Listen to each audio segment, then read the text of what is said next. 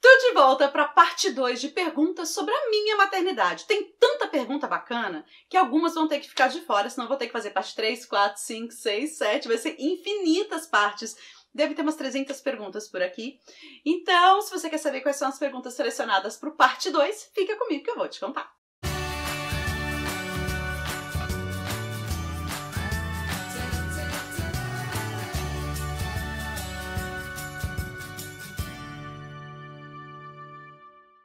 Olá, eu sou a Mônica Romero, eu tô muito feliz de ter você aqui comigo, agora para o parte 2 sobre a minha maternidade. Tô contando as minhas histórias, meus perrengues, meus segredinhos, e tudo isso veio lá pelo Instagram. Se você não me segue no Instagram, corre lá, @almanaque dos pais. Eu tô sempre fazendo perguntas que aparecem aqui no canal ou conversando diretamente lá com você também.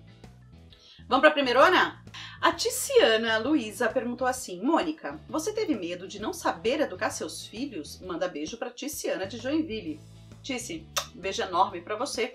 E sim, eu não só tive como eu tenho. Cada fase que a gente vive da maternidade exige dedicações diferentes, tipos de educação, de explicações diferentes. Então, não é porque hoje o Lucas tá com 8, a Larissa tá com 6, que eu já sei educar e ponto final. Não, eu tô entrando hoje em fases de questionamentos diferentes, mais complexos, e que eu tenho que estar preparada para todos eles, para educar, para continuar confirmando todos os valores que eu venho passando nesses anos. Existem coisas novas que aparecem na vida deles, eles têm convivências maiores com outras crianças, com outras famílias. Acaba comparando. Ah, por que a mãe daquele deixa e você não deixa? Ah, por que ele pode e eu não posso? Então, e quando eles trazem esse questionamento, eu também me questiono se eu tô fazendo certo, se eu tô exagerando, se é excesso de zelo meu, ou se é excesso de não. Então, eu tenho sim muito medo de não conseguir educar, eu tenho medo de não conseguir prepará-los. E como já disse, uma frase mais antiga, mas criar filho é fácil. Você dá comida, dá banho, dá roupa. Educar é difícil, porque o educar envolve o caráter. Envolve ele saber, ele estar preparado para enfrentar o mundo, envolve valores, envolve ser um bom cidadão, uma pessoa honesta, uma pessoa legal, uma pessoa que se preocupa com o próximo, que são valores muito importantes aqui dentro de casa. Se importar com cada pessoa da comunidade, qualquer pessoa que esteja em seu caminho ou que não esteja em seu caminho importa, então você tem que respeitá-los. Então, sim, eu tenho medo até hoje de errar, de estar errando ou de errar no futuro. A Isabelle perguntou se eu tenho estrias. Na gravidez da Lara eu tive uma estria na barriga, mas os meus seios aqui são cheios de estrias que eu tive quando eles se formaram. Eu tinha 11 anos, meus seios cresceram e cresceram muito, eu tenho seios muito grandes. Cresceram muito, eu tinha 11 anos e de uma hora para outra. Você dormi, acordei e já tava lá, toda peituda. Então, por conta disso, várias estrias se formaram. Na época elas eram mais roxeadas, mais vermelhas, hoje já são branquinhas, não aparecem tanto. Mas eu tenho sim, e tem aquelas de quadril, tenho estria, não me livro delas. Mas elas me incomodam muito menos hoje do que incomodavam na adolescência. Acho que na adolescência a gente se preocupa muito mais com a nossa imagem, o que as pessoas pensam da gente, e como não posso usar um biquíni na praia. Hoje eu sou mais desencanada quanto a isso. Ainda não tão aceitação de corpo como eu gostaria, mas tô melhor, tô indo. A Dani perguntou se eu sofri alguma violência obstétrica. Não, Dani, não sofri violência obstétrica. E essa também é uma das razões que eu falo tanto sobre o parto humanizado. Porque foi um parto que me abraçou tanto. Uma filosofia que me abraçou tanto. Que eu gostaria que todo mundo conhecesse. Para ninguém passar por violência obstétrica. E quem passar, tem que denunciar.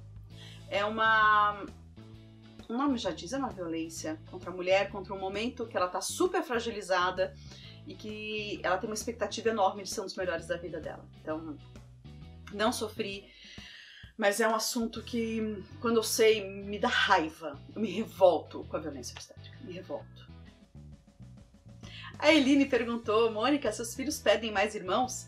Não pedem mais irmãos, eles têm bastante priminhos agora, tem primo de 5 anos, de 3 anos, de 2 anos. Cheio de priminho, então eles não pedem. E pediu cachorro. Cachorros pediram, então tem a Pitty aqui pra alegrar a nossa família. A Lê Saraiva fez uma pergunta excelente. O que é maternidade real pra você? Como se mostra nas grandes mídias ou não? Lê, hoje, assim, que as grandes mídias, eu tenho certeza que elas não conseguem representar.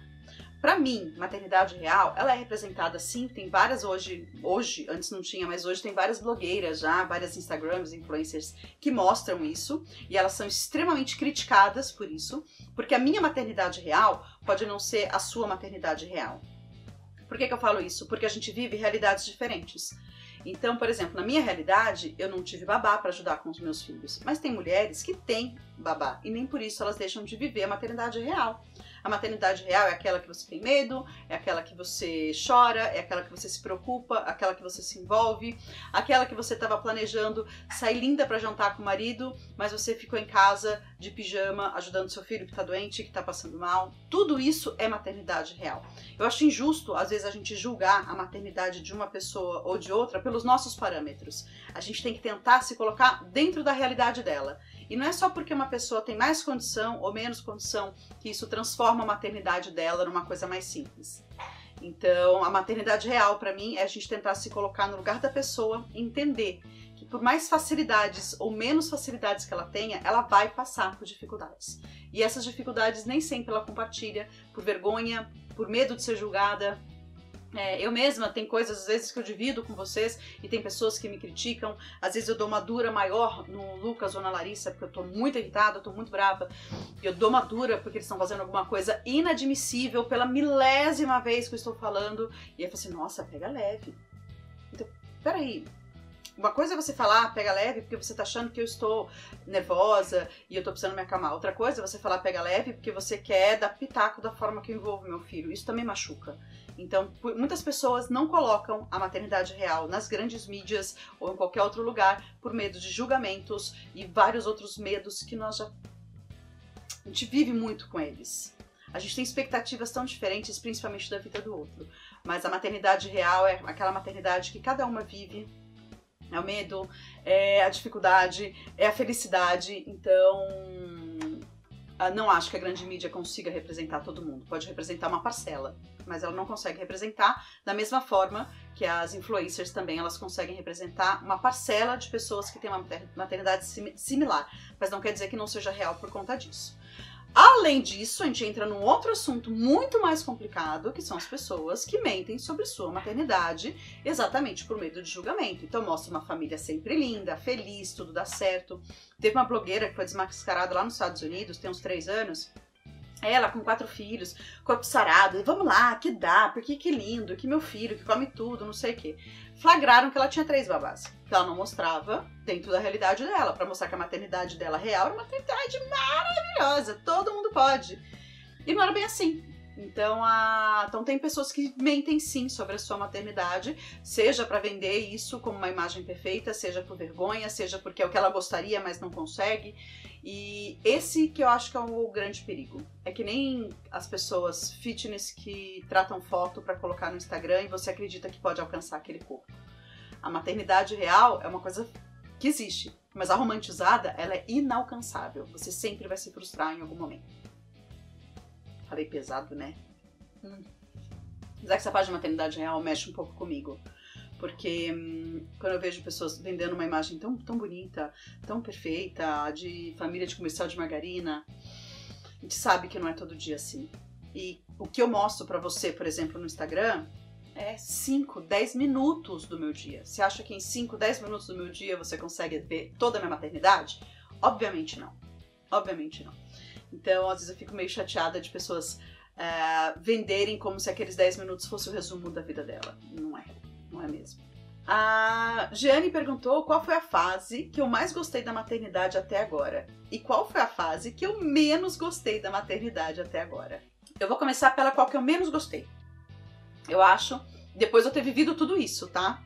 Eu acho que a que eu menos gostei foram 2 fases. A primeira foi o primeiro puerpério, em que eu tive um leve baby blues, mas pra mim era muito difícil entender tudo aquilo acontecendo. Uma criança que quando nasce não interage com você, então é só doação, doação, doação e você não recebe nada. E eu achava que era diferente. Criança não nasce rindo e brincando? Não, eles não nascem dessa forma. Recém-nascido é completamente letárgico, é mamar, chorar, tomar banho, trocar fralda. Então é uma rotina ali que estava me consumindo um pouco. Mas na época eu tava dedicada àquilo e as coisas só foram melhorando. Então, pra mim não foi difícil, foi só uma fase. Mas se eu for pegar hoje, depois de tudo que eu vivi, aquela talvez tenha sido a mais difícil, a que eu menos gostei, vamos dizer assim. Só que ao mesmo tempo, é injusto eu falar isso porque eu amei aquela fase. Eu amei, eu descobri que eu podia cuidar de uma criança, eu amei pegar um bebê no colo recém-nascido pela primeira vez, eu amei ficar procurando traços que lembrassem ao Flávio ou a mim. Eu amei, então não acho justo falar que eu não gostei. E, ao mesmo tempo, uma outra fase também que foi difícil foi quando eu comecei a lidar com os conflitos entre irmãos, Lucas e Larissa. Eles brigando e eu tentando mostrar o tempo todo que aqui a gente não briga, aqui é amor, a gente se respeita. E esse atrito entre irmãos, quanto mais similar a idade, mais frequente eles são difíceis até hoje. Então não é uma fase enorme, mas são episódios que se repetem e que eu fico extremamente chateada com por que eles não se protegem, por que eles se deduram, pra que fazer isso? Então isso pra mim é um pouco difícil ainda de lidar, então talvez seja uma das partes que eu menos gosto da maternidade, é ter que ficar lidando com o conflito que eles criam entre eles. Isso me deixa muito chateada. E a parte que eu mais gostei, acho que se eu pudesse voltar no tempo, eu acho que talvez eu voltaria nessa fase entre 1 ano e meio e 2, que apesar de ter o Terrible 2, a criança fica mais difícil, é uma fase que eles são muito divertidos, muito engraçados. Enxergar o mundo pelo olho deles é mágico, enxergar tudo que eles gostam, que eles admiram, o que eles olham, o que eles prestam atenção, o que chama atenção. A fala, as palavrinhas erradas que a gente vai consertando, mas com dó de ai meu Deus. O Lucas nunca mais vai falar que me ama papempe. Ele sempre falava que me ama papempe. Não vai falar mais. A Larissa pedia codo ao invés de colo. Ela não pede mais. Então eu tenho muita saudade ainda dessas palavrinhas, tentando acertar, mas falando errado. Isso eu morro de saudade. E não volta. Por isso que a gente tem que viver cada fase, sabendo que todas elas vão ter suas belezas, suas dificuldades, mas elas não voltam. E o tempo é implacável, ele não perdoa. Ele continua passando, levando tudo pra... só pra minha memória. Nossa, eu fiquei emocionada falando isso. Tem muito mais perguntas. Amei gravar, amei gravar. Amei saber as dúvidas que muitas pessoas têm. Tem muito mais ainda. Uma vez, talvez eu faça uma parte 3. Se você quer uma parte 3, escreve aqui pra mim, eu gravo. E eu te vejo no próximo vídeo. Não esquece de me curtir, tá?